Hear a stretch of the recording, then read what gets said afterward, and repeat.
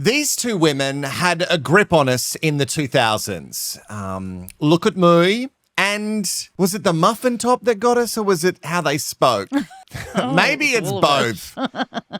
Do you remember Kath and Kim? Let's come with us. Come with us. Let's go back in time. Courts Watu Hey Day this week is May 16, 2002 is the week that Kath and Kim was released to Australia. And if you don't know, it is our culture. It's our culture, mate. And it's like it kind of shaped me, I reckon. I reckon between Kath and Kim and Summer Heights High, those shows shaped me, who I am now. If you don't know, it's an Aussie sitcom that ran from 2002 to 2005. It was on the ABC, and then it had a little extra run with an extra season on Channel 7 in 2007. There was also a movie called Kath and Kim Dorella that was released in 2012.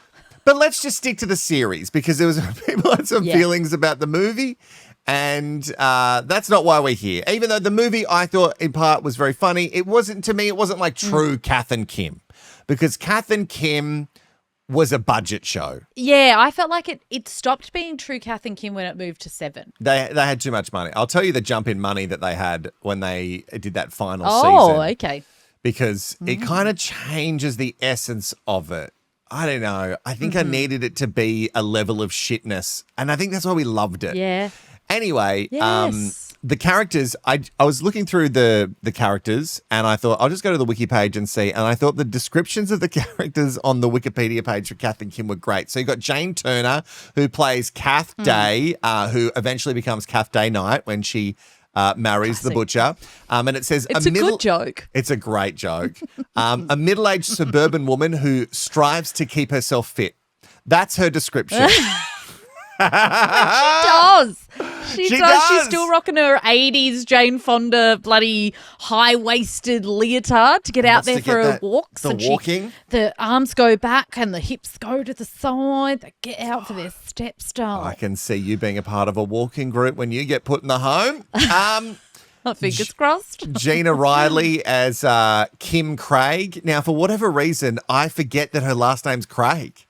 I've completely forgot that because she's married to Brett. Anyway, Kath's a 20-something-year-old, Kim's daughter, who's known for being extremely lazy and self-centered.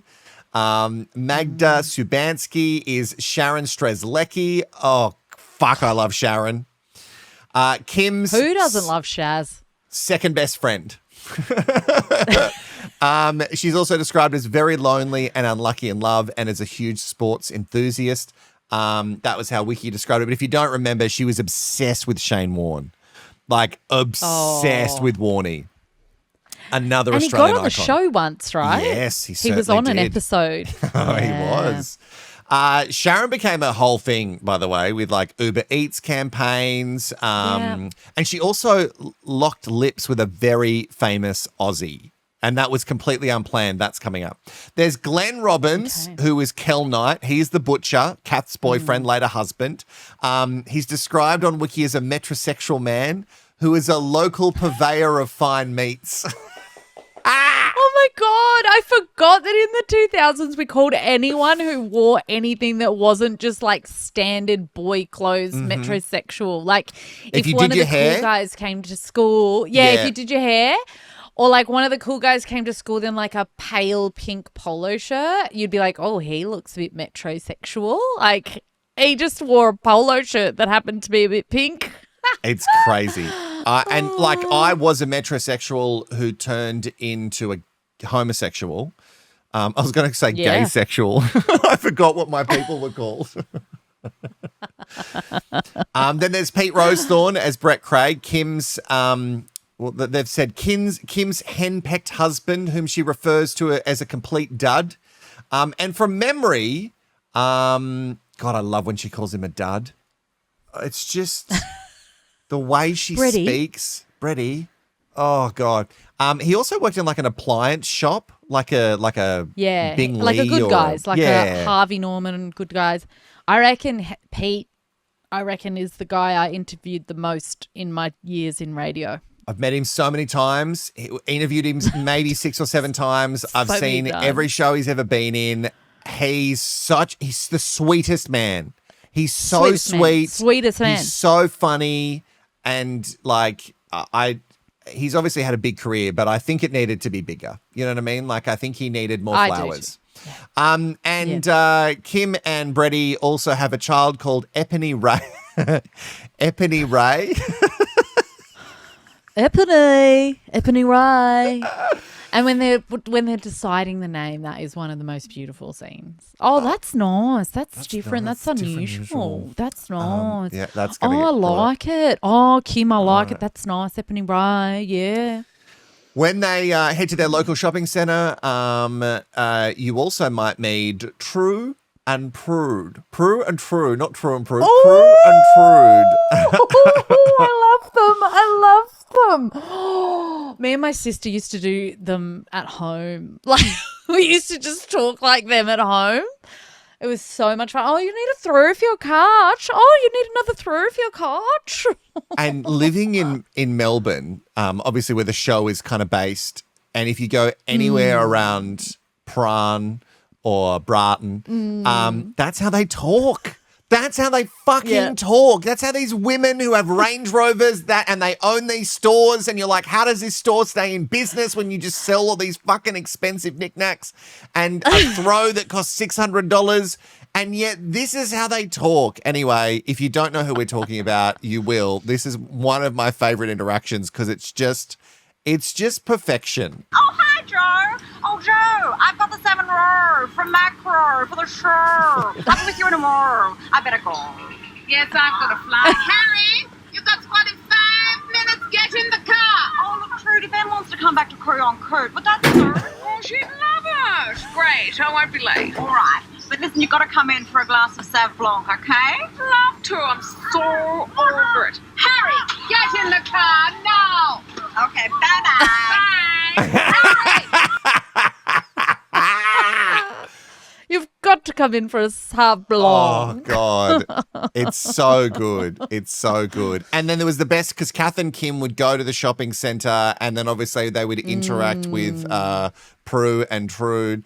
Themselves. As themselves. And it was just fucking, what a nightmare to have to film that. Oh, when they did go to the shops, by the way, it was, in the suburb of Fountain Lakes. That's where they lived. They live in Fountain Lakes, Fountain which Lakes. isn't real. Actually, did you know? But Fountain Gate is real, though, isn't it? Fountain Gate is a place? Isn't Fountain Gate the shopping centre? So Fountain Gate is the shopping centre and Fountain Lakes. Is Fountain Gate real? Yeah, Westfield Fountain Gate Shopping Right. Centre. Yeah. That's So fucking that's great. in Narrawarren in Victoria, Right. in Melbourne. And the house that they used for filming, known as Chateau Kath or the Good Room, was located at 4 Lagoon Place, Patterson Lakes, which is a real suburb of Melbourne. Now, I say it was because it was demolished in 2022. That house is gone now. Yeah, I forgot. No, why Yeah, would anyone do that? well, because it's a pretty shit house, apparently. But it last sold in 2016. It sold for $1.45 million. It was a 4-bedroom home. Oh, my God. It was rented by the ABC for filming from 2002 to 2007. It was renovated in 2019. And after that, the owner held an open house for fans to raise money for Carrie Bickmore's Beanies for Brain Cancer. Beanies for brain cancer. And yeah. which is great. But then, they demolished the whole thing. It had like water views and stuff. That's sad. So they demolished the whole thing. But Pete Rosethorn, who we spoke about earlier, who plays Brett, he says he described the home as weird. And he said, Oh, really? If I'd bought it, I also would have had to pull it down too. Because he said, even though he had great memories from the space, or like playing cricket in the backyard with Shane Warne, Yeah. and also dancing with Kylie Minogue in the garage there. I'll have more of the celebrity appearances coming up. But he said, I also sat down and had dinner with Barry Humphries dressed up as a monk. So he has great memories, but he also said the house was fucking weird. So, Right. I Maybe guess- it was just like it had good angles for filming in, Yeah. but it wasn't actually a good livable house. Yeah. But like, did you have a good room growing up? No, see, we were too poor. So we didn't have We didn't have an extra room that was the good room with stuff. I'm sorry. I don't want to bring it down. We had a good room. Yeah. We had a good room. No, that makes sense. I think when you were younger, you wouldn't have had a good room. But I think when your dad was in better work, maybe you had a good room. No, we always had a good room. Oh, did you? Right. She's a rich girl. Yeah. The characters of Kath and Kim, they featured in a comedy series, like the initial characters, I guess. A comedy series called Big Girls Blouse.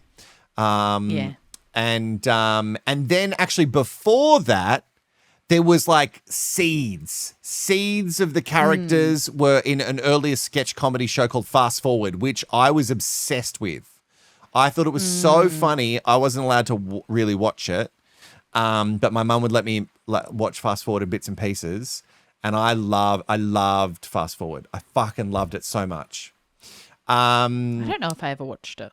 I know it. You would definitely be too young for it. I was too young for it at the time. Too young, yeah. In a very Australian way. I don't know if this was the thing that really made it work for us, but in a very Australian way, they pronounce things incorrectly all the time. They used words wrong entirely to describe something. They loved mixed metaphors. Like she would say ravishing instead of ravenous. Like, I'm ravishing. One of my favourites is foxy moron.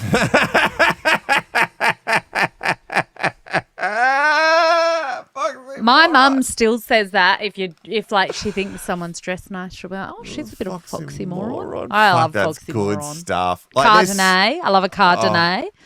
Like there's just so much stuff from the regular characters that like repeated stuff incorrectly. Like the look at Mui was obviously said incorrectly, and that was the whole point. And that was, and you mentioned it before, it's nice, it's different, it's unusual. That is something that still we all say.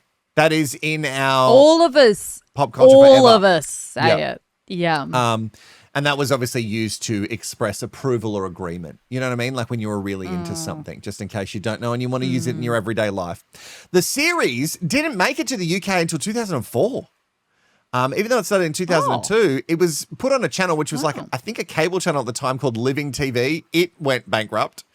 And then it actually got a good run on the BBC from 2005. But that fourth season really was delayed because it was on Channel 7 and a lot of people didn't see it until it ended up being on Netflix years later.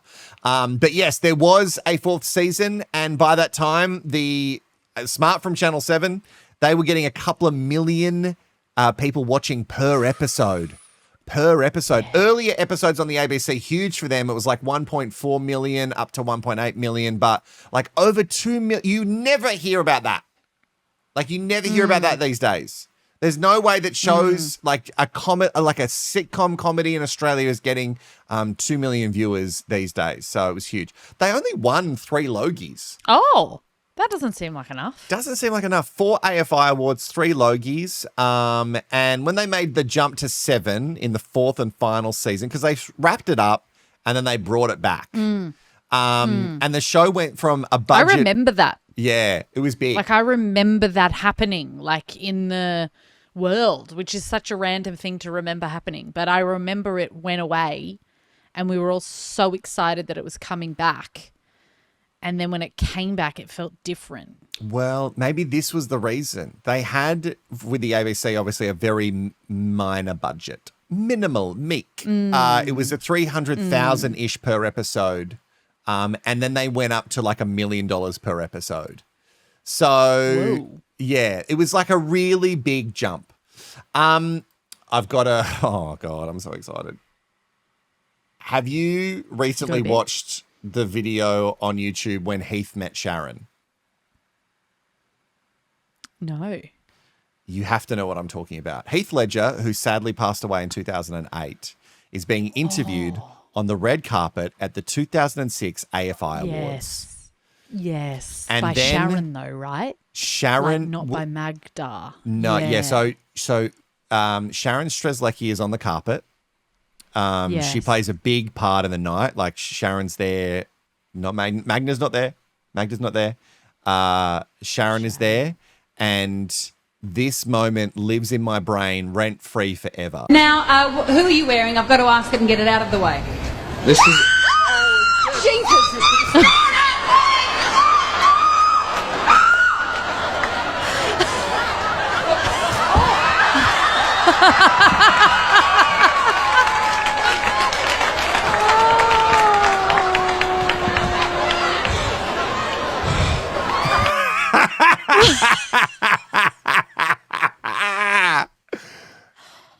I mean, what a moment. No, to Nah. do that, or did he just that is what makes him so Australian, for him to just go and give bloody Sharon Strzelecki a big old kiss on the mouth just out of the blue. I love that. That is just the best. People for years have said that that whole thing was like rehearsed and it was planned and whatever. And Sharon, Magda shared it on her socials only last year, and she likes to bring it up every now and then. And why wouldn't you? Like, if Heath Why Ledger kissed wouldn't me, you? If Heath kissed me, I would be like, every chance I get, I'm pulling out that video. And she shares it, and people are like, "Are you sure this wasn't like rehearsed?" And she was like, "No, I saw him. I screamed. I screamed." And he thought the only way to shut her up would be to kiss her. And Obsessed. she is just phenomenal. Now, Magda fans were quick to share some thoughts. Under the most recent one, I saw some of the comments last year that she shared it.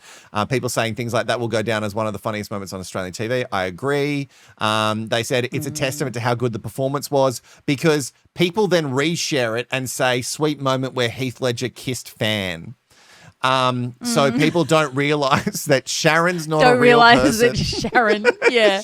She's not. But Heath knew. Heath knew Sharon, because Fuck he yeah. is a good Aussie boy, and he would have fucking loved Kath Kim. And then, replying to comments on X, she said, no, Heath had no idea. He was such a brilliant actor and improvised spectacularly. And and apparently the interaction inspired Heath to pitch a Kath and Kim storyline that sadly never came to pass because he passed away in 2008. So it's actually really, really sad. That could have been a huge guest appearance. But other guest appearances, Eric Bana played himself in one episode. Michael Bublé played himself. The Boob. Rhonda Birchmore, if you don't know who she is an icon of stage and screen in Australia. Vince Colosimo. Oh, what a heartthrob. Oh. I love Vince Colosimo. Rachel Griffiths, she's huge everywhere, right? She's huge in the States and obviously Australian. Donna Hay, she's a chef. She's a cook. As herself? Mark Holden. I think I remember that. That name might not be familiar for anyone outside of Australia, but for us who loved Australian Idol, you will know who Mark Holden is. Where is he now? Retired. I think he was super rich. assume. He's rich. He's fine. Yeah. Barry Humphries. I think so. Dame Edna featured in the movie, but Barry Humphries played a monk in the TV series. Maggie Beer. Oh, I love Maggie Beer. She's also a cook, chef.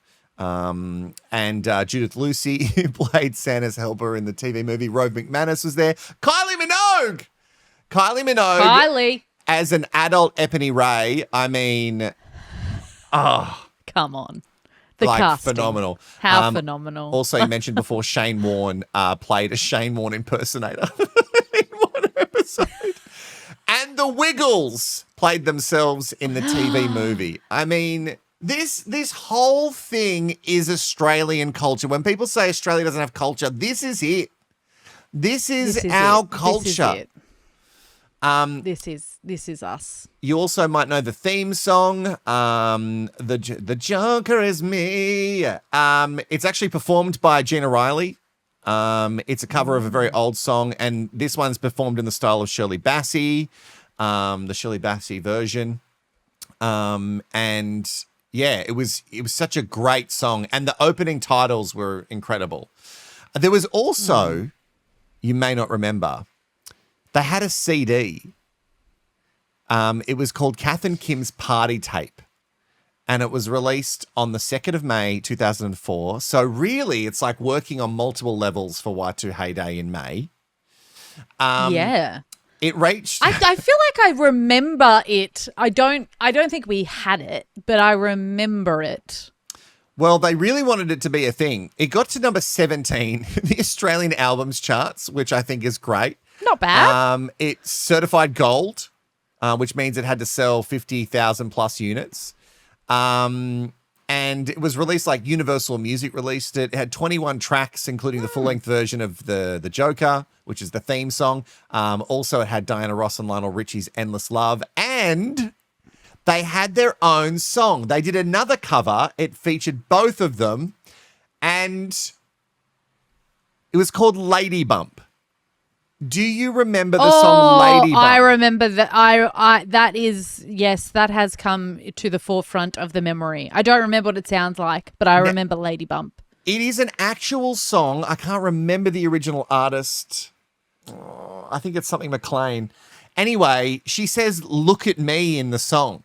Like a part of the chorus is "Look at me." So obviously, because when I was listening to it, like the Kath and Kim version, I was like, "Oh, they've just chucked 'Look at me' in it." And then I listened to the original years and years ago, and I was like, "Oh no, this is this is just the song. They've just done covering this on purpose." the song. They got to play. I'll tell you where they played it. But firstly, they played at the Logies. They sung live at the Logies, which is incredible. Go, fellas.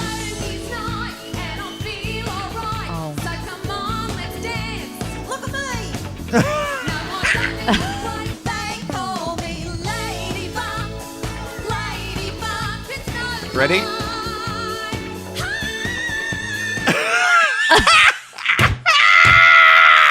It's phenomenal. Like, I'm going to put the link in this video for you to go and watch this. They're singing live, and Gina Riley, she can actually sing. Obviously, to be able to sing like that, you need to be able to sing. But she just does it sharply enough for you to go, oh, God. It's phenomenal. So they performed this at the Logies. And then they performed, oh, shut up. They performed at the AFL 2005 Grand Final. So, hold on. To give people who are not Australian an understanding of who has played at the AFL Grand Final, Ed Sheeran has done that. Yeah. Like, we've had some shockers in Grand Final. Like, we have some real shockers. Meatloaf. Meatloaf always gets brought up. At both the NRL and the AFL Grand Finals. But, like, to be at pre-game entertainment at the Grand Final is actually insane. They played like, there was a few artists. They weren't the only ones. David Hobson, remember him? He had a hold on grandmas and mums alike for years. He's like a theatre guy. Sounds familiar. And he was on a show called It Takes Two. Mums loved him. And also Guy Sebastian. So that's the lineup. Classic. David Hobson, Guy Sebastian, Kath and fucking Kim doing Lady Bump. Which is phenomenal. Phenomenal entertainment. Couldn't tell you who the act. I don't know who the act was. Like the act. I don't know who was playing in the finals. But now a quick update. Magda Szubanski has been going through a lot of health stuff of late over the last couple of years. But we found out some good news not long ago, actually, that she's writing a second memoir, which is titled "I Can't Tell You, But I Will."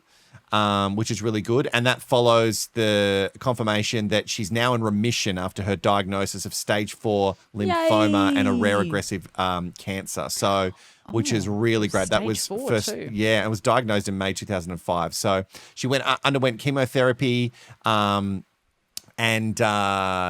she's in remission, which is great. She said it's not a cure, but if I've got good remission. Hopefully that will mean I'll be able to keep cancer at bay for a good long time. So that's excellent news. So Kath and Kim is Australian culture, and in sort of a niche way, cult followings overseas, it also translated. And there was one network in the States that thought, well, I guess we made it work with The Office. So let's make Kath and Kim USA.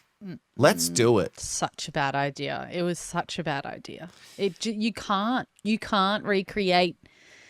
It's got a lot to do with our accent. Yeah. Like it has a lot to do with our accent. And the way we say things. Which is why it sounds so funny. Yes. But if you're an American saying, look at me, I don't think it makes it funny because the reason you say look at me is like they're trying to sound fancier than they are, but they're actually just bogans, but they're trying to sound fancy, and then they end up just sounding like idiots, not fancy. More bogan and more stupid, which is phenomenal. Yeah. That's the joke. And being like upper middle bogan is such a thing here in Australia. You know what I mean? Like you want to be a thing that it's a show, a really good show. A really great show that sits in a zeitgeist, which we also need to cover. But in this particular series, Kim is played by Molly Shannon, who is phenomenal. Molly Shannon is an incredible actor. Selma Blair plays Kim. Also, Kath is Molly. Oh, sorry. Yeah, sorry. Kath is Molly. Kim is Selma. Yeah. Yes. That's bad. That's wrong. Feels like wrong casting. Well, see, Selma Blair, she's great, but it felt like wrong casting now, as well. Obviously, it would be fine if they're going to make their own. If they're going to Americanize it and make it very like, what's their upper middle redneck? You know what I mean? Like, what's their version of that? They're going for a little bit like the music and everything was kind of like a little bit Arrested Development. And Arrested Development, again, had a cult following. And I think Arrested Development is great. It's one of my comfort shows. But a lot of people in the States didn't get it.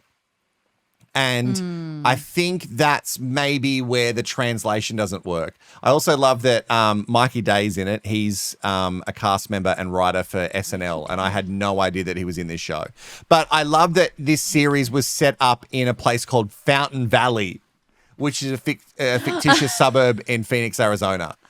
I love that. Fountain Valley. I love that. So Kath and Kim... look, if you want to just put any of your favorite clips in the comments below from YouTube, do it because we want to see them. There's heaps of clips. There's heaps of bloopers, and we could spend all day here just talking about all the bloopers and the funny lines that they've said and the storylines that have been crazy batshit that we've just been obsessed with. But we can't. One of the great moments is where Kath tells Kim to go and get little baby Jesus, but they bring back little baby Jesus. And then they try and make Jesus out of the little baby Jesus. Oh God. It's really good stuff. It's an accent show. That's why it was never going to work. Little baby Jesus, little baby Jesus. It's all about the accent. Anyway, if you love Kath and Kim, let us know how much in the comments below. And if there's any more for Y2 Heyday, because it's crazy to me that it's been over 20 years that Kath and Kim, was thrust upon us. In our lives. I know, that's crazy to me. But it's iconic and it's perfectly Australian. If you ever want to know Australian culture, this is exactly what it is. But if there's more Y2 Heyday and other things in 2000s, 90s, 2010s that we need to focus on, you need to put it in the comments below, and we'll see you in the next one.